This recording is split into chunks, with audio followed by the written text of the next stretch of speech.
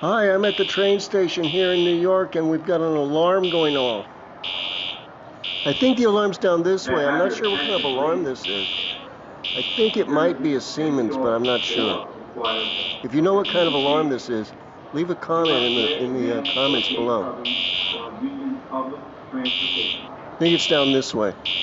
Your mask or face covering must cover your nose and mouth while in the station and for the entire duration of the Here it is, right over here. Travelers who do not wear a face covering properly could be liable for a recommended $50 fine.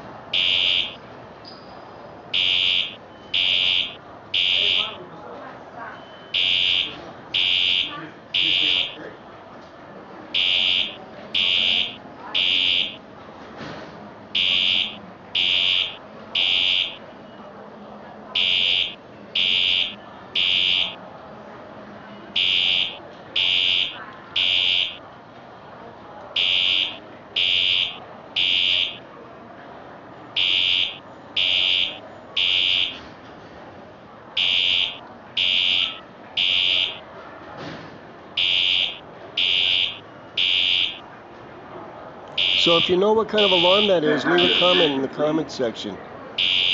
Live from New York. Thanks for watching. Bye.